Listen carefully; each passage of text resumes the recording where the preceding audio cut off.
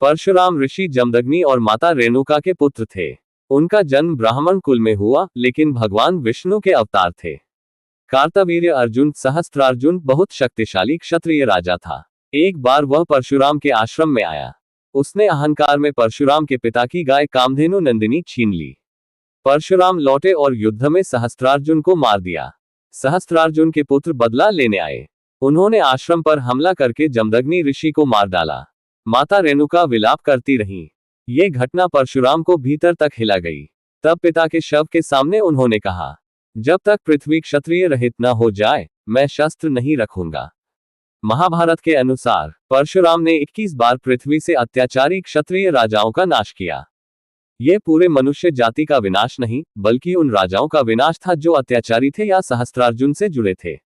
उन्होंने सभी युद्धों में अकेले पराक्रम दिखाया।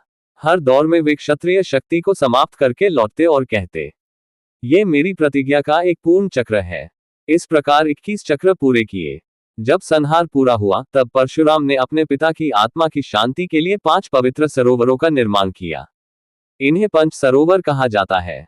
परंपरा के अनुसार 5 सरोवर: 1. रेणुका सरोवर, माता रेणुका की स्मृति में।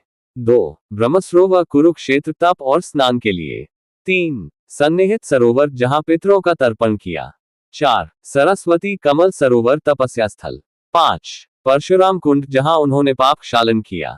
माना जाता है कि इन सरोवरों में उन्होंने प्रतीकात्मक रूप से युद्ध में बहे रक्त को शुद्ध किया और पितरों की आत्मा को तृप्त किया। महाभारत में कहा है, परशुराम ने 21 बार पृथ्वी को क्षत्रियों से रहित कर सरोवर बनाकर पितरों को तृप्त किया।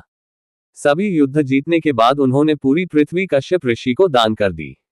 यही कारण है कि परशुराम को दानी और कर्मयोगी कहा जाता है। दान के बाद उन्होंने कहा, अब मैं कोई भूमि स्वीकार नहीं करूंगा। जहां कश्यप रहें, वहां मैं निवास नहीं करूंगा। इसलिए परशुराम फिर महेंद्र पर्वत पर चले गए।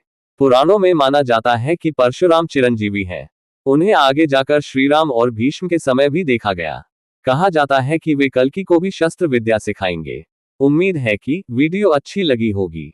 चैनल को सब्सक्राइब और वीडियो को लाइक जरूर करें।